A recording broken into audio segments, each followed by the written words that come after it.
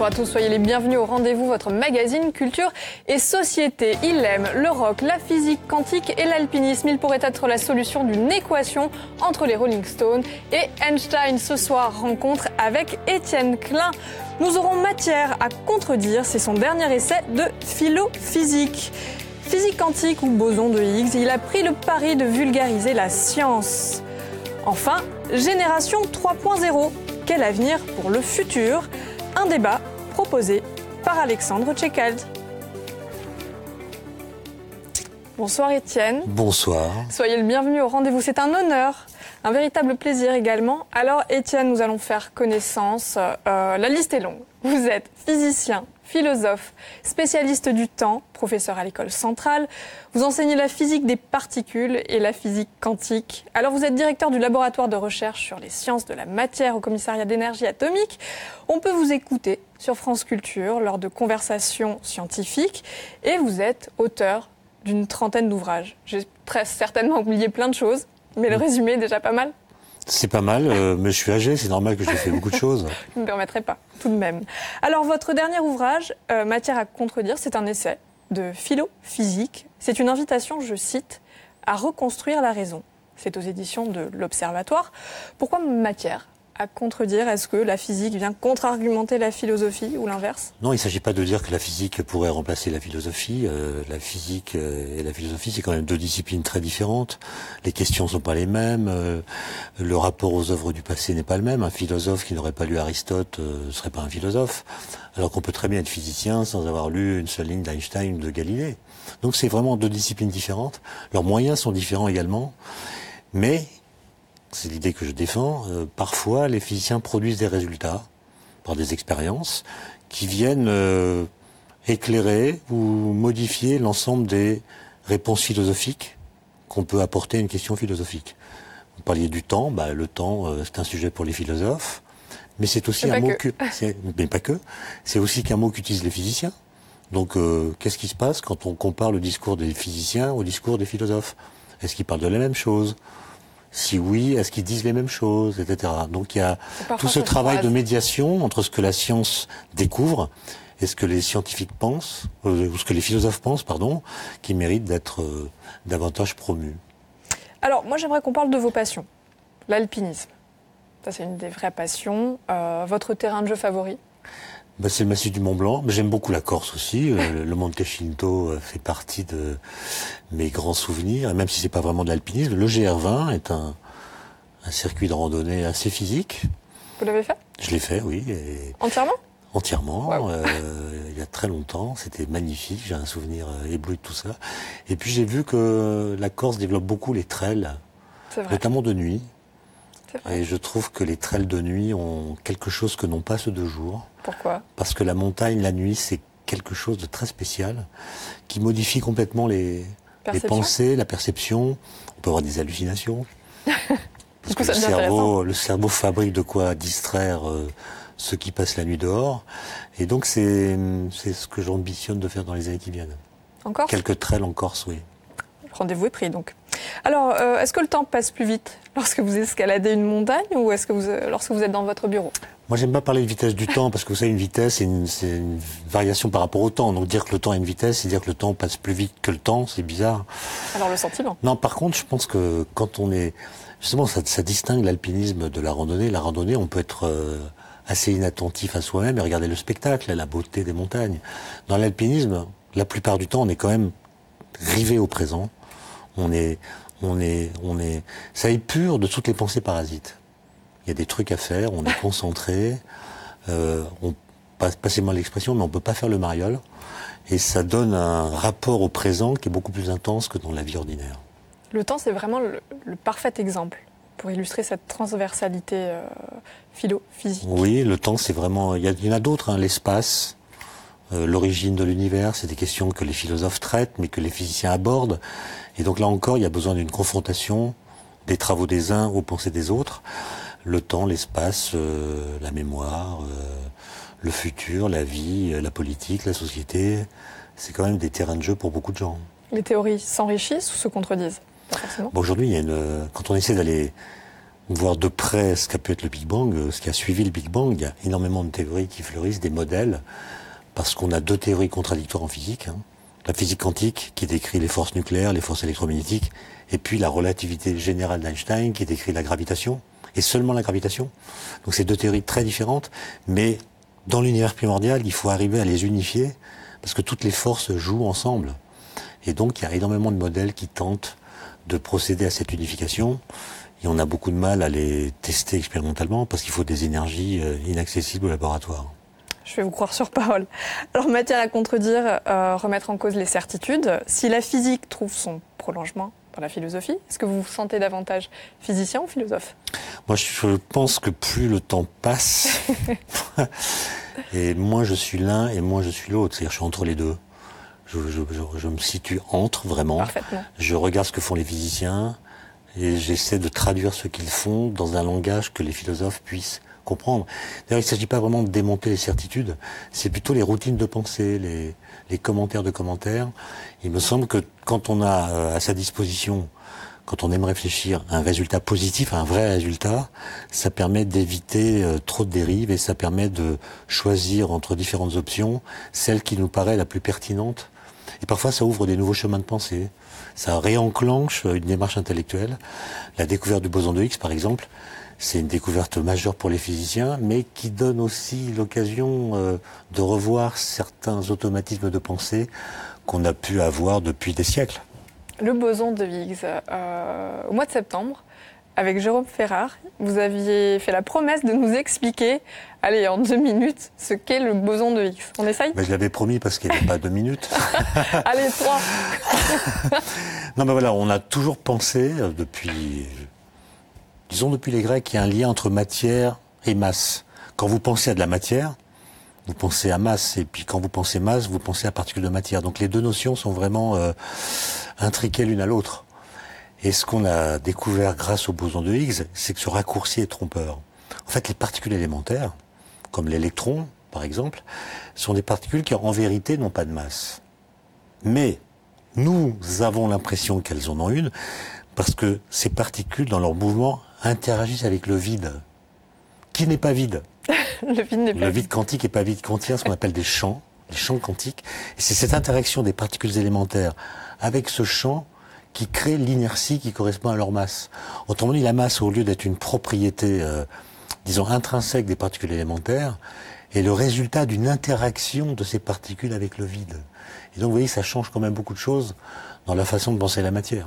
Et ça, c'est une découverte majeure. De 2012, faite au CERN grâce à une grosse machine qui s'appelle le LHC, mais la particule avait été prédite dès 1964 par 3 physiciens, ce qui veut dire que les mathématiques qu'on utilise en physique ont la capacité de prédire l'existence de nouvelles sortes d'objets physiques. C'est-à-dire ? En l'occurrence, une particule. Une particule. Et on l'a trouvée, et elle est comme elle avait été calculée. C'est quand même assez magique. Oui, il y a un peu de magie dans tout ça, un peu de mystère. Allez, quelque chose qui doit peut-être parler davantage à nos auditeurs. Vous êtes plutôt Beatles ou Rolling Stone ? Bon, comment répondre de façon diplomatique ? J'aime beaucoup les Beatles. Forcément. Mais je suis intégralement Rolling Stones. Pourquoi ? D'abord parce que c'est une musique un peu plus écorchée. Les Beatles, c'est de la belle musique, c'est mélodieux, etc. Mais j'aime le côté écorché des Stones. Et puis, il y a cette durée de vie. 57 ans qu'ils jouent ensemble. Ils repartent en tournée bientôt aux États-Unis. Vous y serez ? 76 ans d'âge moyen. Je ne sais pas si j'y serai, mais en tout cas, j'essaierai d'y aller. J'étais à Marseille au dernier concert. Et c'est quand même très émouvant de voir des jeunes gens, si j'ose dire, qui jouent ensemble depuis 57 ans. C'est quand même des gens qui ont changé la façon d'être jeunes dans les années 60 et qui aujourd'hui changent la façon d'être vieux. Mick Jagger à Marseille, je pense que sur scène, il a fait un demi-marathon. C'est pas en faux. chantant. Et il a 75 ans, je crois. Alors, est-ce que je peux dire que vous êtes le Mick Jagger de la physique quantique ? Non, il le prendrait mal. Parce que c'est un beau compliment pour lui aussi. Alors, Étienne, vous avez à cœur de vulgariser des notions complexes. Vous venez de le faire, d'ailleurs, avec brio, comme celle de la physique quantique. Alors, pour le grand public, ça relève, vous l'avez dit, du mystère. Un petit peu de magie dans tout ça. Pourtant, pour y parvenir, eh bien, entre autres, vous citez Bob Dylan. Vous appuyez sur la chanson. Et c'est pas juste parce que vous aimez les textes. Non, j'utilise la littérature y compris Dylan, qui a eu le prix Nobel de littérature, hein, oui. donc il faut le classer comme écrivain plutôt que comme chanteur. En fait, je pense que il faut arriver à reconstruire du lien social, ça tout le monde le dit, mais je pense qu'il y a des idées de la science importantes qui méritent d'être connues de tous. La physique quantique, c'est une vieille histoire, hein. Elle a été fondée dans les années 20 du siècle précédent, à une époque où on avait très peu de connaissances, d'ailleurs très peu de données par rapport à aujourd'hui, et puis c'est toujours la physique qu'on utilise pour décrire les interactions entre particules. Il y a des très belles idées là-dedans, qui ne sont pas des idées qui viennent spontanément de l'observation du monde qui nous entoure, donc c'est un peu élaboré, mais c'est très beau. Et je pense que les physiciens, les scientifiques en général, doivent faire l'effort de faire sentir ce que la science dit que ne dit pas déjà le langage. C'est pour ça qu'il ne faut pas trop simplifier. Sinon, on retombe dans ce que dit déjà le langage. Et donc, il faut travailler la langue, la critiquer presque, pour lui faire dire des choses qu'elle ne dit pas spontanément. Un peu comme les poètes. Bah, vous qui aimez les jeux de mots, j'ignore s'il y a une corrélation entre la physique, la philo et vos aspirations. Vous aimez les anagrammes? Oui. C'est quoi l'anagramme de matière à contredire? Il y en a deux en fait. Il y a récréation à méditer. C'est pas mal. Et puis il y a rédaction téméraire. Et les anagrammes, c'est très sérieux. C'est quoi une anagramme? C'est on prend des lettres d'un mot et on change l'ordre des lettres et ça change le mot. Donc ça vient du fait que AB n'est pas égal à BA. Quand on écrit AB, on n'écrit pas la même chose que BA et ça change le sens du mot qui contient ces lettres. La physique quantique, c'est la même chose. Quand vous faites très rapidement, qu'est-ce qui distingue la physique quantique de la physique ordinaire, classique, comme on l'appelle? C'est que en physique quantique, vous mesurez la vitesse d'une particule, puis sa position. Donc la première opération, c'est A, la deuxième, c'est B. Vous n'obtenez pas le même résultat que si vous mesurez d'abord la position, puis la vitesse. Autrement dit, AB, pour la physique quantique, n'est pas égal à BA. C'est ce qu'on appelle la non-commutativité. Donc il y a quelque chose de quantique dans les anagrammes. Quand vous en parlez, ça a presque l'air simple. Alors, vous êtes friand de jeux de mots. Moi, je vous propose de poursuivre pour parler de l'avenir du futur avec Alexandre Tchekhal. C'est le moment de la rencontre.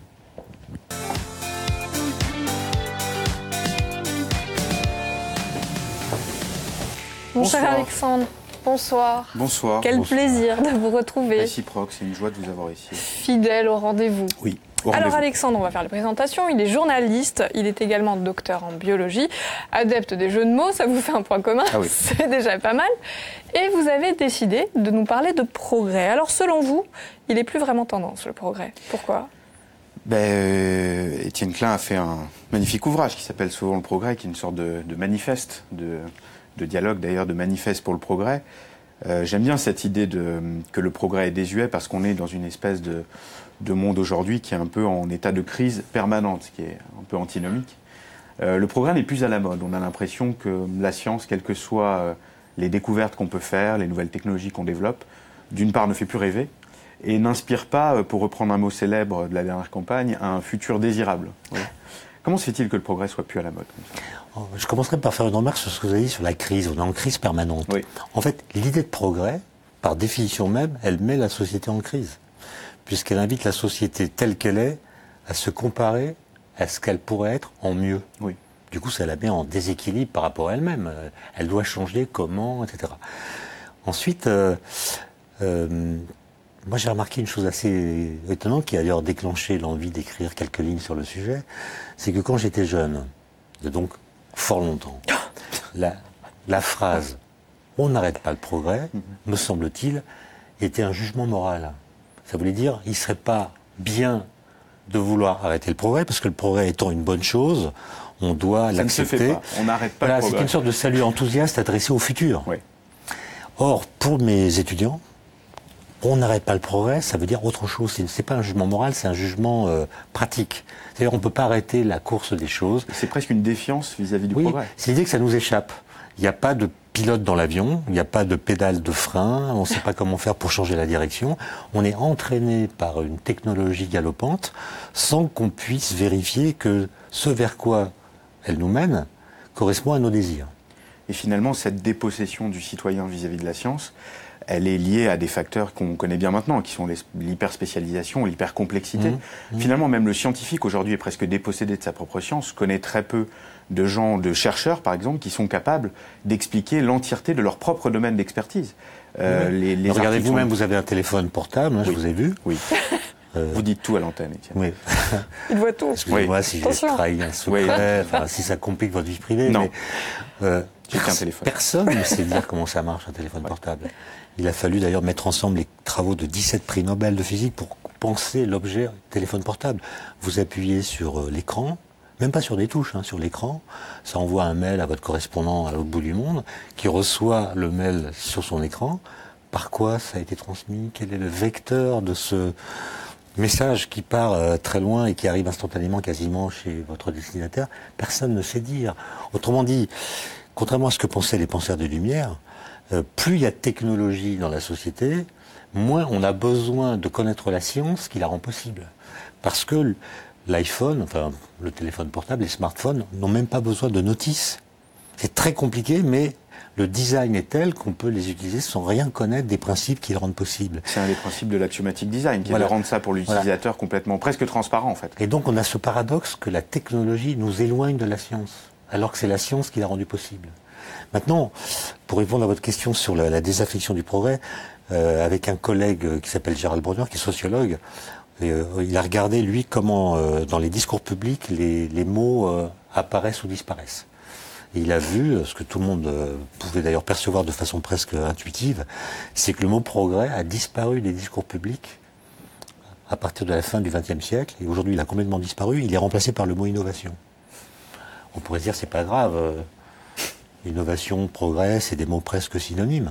Donc on a fait une permutation, mais elle n'a pas d'effet sur la pensée. Mais quand on regarde les rhétoriques du progrès et qu'on les compare aux rhétoriques de l'innovation aujourd'hui, on s'aperçoit que c'est pas du tout la même chose. L'idée de progrès, vous l'avez un peu dit tout à l'heure, elle suppose qu'on configure le futur et qu'on agisse maintenant d'une façon désirable et attractive. Et crédible surtout. Le progrès, c'est pas l'utopie. Donc il faut que ce soit crédible. Et puis ensuite, on fait les efforts pour faire advenir ce futur qu'on a désiré. C'est un chemin. Voilà, donc ça suppose une sorte de philosophie de l'histoire, et ça suppose que le futur soit pensé à l'avance. Alors que la rhétorique de l'innovation, elle s'appuie sur l'état critique du présent. On nous dit, là, il y a tel problème, il y a des défis à relever, le changement climatique, le vieillissement de la population, raréfaction des ressources, problème de l'énergie, etc. Et sans l'innovation, on ne peut pas relever ces défis. Autrement dit, la rhétorique de l'innovation s'appuie sur un temps corrupteur. Un temps qui dégrade les situations, qui abîme les choses. Et l'innovation, c'est ce qui permet de maintenir les choses en l'état. Et donc c'est un discours presque conservateur, en rupture avec le progrès qui, lui, supposait quand même des transitions, des bifurcations, des évolutions assez radicales. Ça ne motive pas des légions de nouveaux scientifiques à se former à la science. Non, mais moi, j'ai rien contre l'innovation. Par contre, je pense que le discours sur l'innovation, qui est innover, sinon on meurt, n'est pas très excitant. Alors, à propos d'excitation, vous dites qu'il faut réérotiser la science. J'ai l'impression que pour remettre de l'éros, pour remettre du désir, du manque d'être, et pas du manque d'avoir seulement, finalement, la science en elle-même ne se suffit pas. Il faut faire appel à des démarches plus philosophiques, plus historiques, plus sociales. Ouais, c'est l'expression que j'avais utilisée quand j'étais jeune, réérotiser la science. En fait, il y avait un slogan qu'on nous a beaucoup répété pendant des années, c'était qu'il fallait mettre la science en culture. Ça marche pas vraiment. C'est-à-dire, vous pouvez pas demander aux gens d'apprendre l'équation de Schrödinger, sans quoi ils ne seront pas des bons citoyens. On peut pas avoir une conception scolaire de la démocratie. En revanche, je pense qu'il faut inverser le slogan et qu'il faut mettre de la culture dans la science. C'est-à-dire que quand vous parlez de science, vous devez accompagner votre discours d'autres références que les références scientifiques. Elles peuvent être philosophiques. On a parlé de Bob Dylan tout à l'heure, elles peuvent être littéraires, elles peuvent être historiques, elles peuvent être liées à la bande dessinée, elles peuvent être liées à la science-fiction. Bref, si vous mettez de la culture dans la science et dans votre façon de la transmettre, alors la culture, enfin plutôt la science, atterrira dans la culture. Alors que la considérer comme une entité extérieure qu'il faudrait mettre comme un médicament par injection à avaler de façon obligatoire par petites cuillerées, je ne pense pas que ça marche. La photo scientifique, alors Je ne sais pas si on leur demande beaucoup de choses aux scientifiques aujourd'hui. Déjà, on leur demande de conserver une forme d'expertise pour garder une forme de contrôle sur la technologie, ce qui n'est pas évident. Et puis, on leur demande d'être utiles aussi. Aujourd'hui, quand vous expliquez un phénomène complexe ou de la recherche, cette recherche est déjà financée par projet, donc elle doit avoir une finalité qui est établie au moment même où elle commence, voire avant d'avoir commencé. Elle doit être utile. Oui, c'est pas toujours facile d'expliquer à quoi va servir une recherche. Et elle doit être utile, elle doit être facile à transmettre, et puis elle demande beaucoup d'argent. Donc le consentement de payer des outils aussi énormes que des accélérateurs à particules pour trouver des nouvelles particules, c'est quand même pas évident. Il y a quand même une pression énorme qui est mise sur le monde scientifique. Oui, il faut faire des promesses. Enfin, en tout cas, il faut dire à l'avance ce qu'on va trouver. Bon. C'est pas évident. Et imaginez Einstein. Vous savez que les GPS qu'il y a dans nos voitures utilisent le fait que le temps propre d'un satellite à une certaine altitude n'est pas le même qu'un satellite à une autre altitude. Ça, c'est Einstein qui l'a découvert en 1915, grâce à sa théorie de la relativité générale, bien avant qu'il y ait des satellites. Mais aujourd'hui, Einstein, il faudrait qu'il dise, écoutez, je vois un peu d'argent, pas beaucoup, mais pour étudier une nouvelle théorie de la gravitation, grâce à laquelle, dans quelques dizaines d'années, on disposera de GPS assez précis. C'est pas évident. Évidemment, il était incapable de prédire lui-même qu'un jour, il y aurait des GPS. Autrement dit, quand une découverte est importante, en général, elle ne peut pas se dire à l'avance, et encore moins prévoir les conséquences qu'elle aura dans la vie quotidienne. Alors comment est-ce qu'on décloisonne comment est-ce qu'on peut rendre accessible la science à tous? Est-ce qu'elle peut l'être d'ailleurs? C'est tout le rapport en fait entre science et langage, je trouve, qui est là-dedans. Puisque finalement, il y a un peu une ambivalence. À la fois, et vous en parlez très souvent, à la fois il y a le problème de comment parle-t-on de science, et on se rend compte que le langage courant, qui est presque séducteur pour expliquer la science complexe, il est souvent trompeur. On dit souvent que ce qui se conçoit bien s'énonce clairement, et les mots pour le dire viennent aisément. Moi, j'ai l'impression que quand les mots viennent trop aisément, en général, c'est qu'on ne le conçoit pas très bien. On parle de vide, on parle de temps, de manières qui sont parfois trompeuses. Un peu comme pour l'alpiniste, une prise serait un peu instable si on appuie trop fort dessus. Donc on a envie quand même de se séparer un peu de ce logos, de ce mot, et pas uniquement pour rendre les choses accessibles, mais aussi parce qu'il y a une pensée non verbale en science. La science, ça peut se faire sans mots compliqués, sans vocabulaire.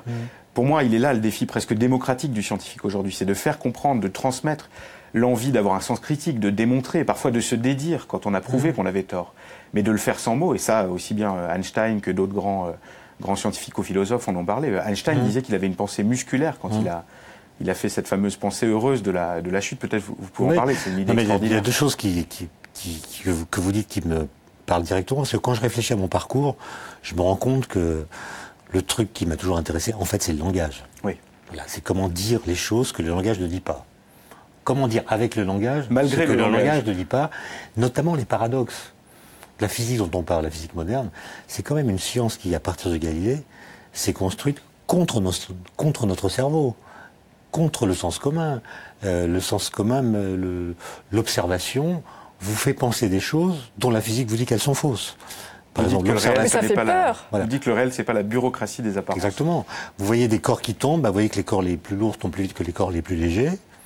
Galilée vous dit non, tous ces corps de masse différente tombent à la même vitesse, ce qui n'est pas ce que vous voyez.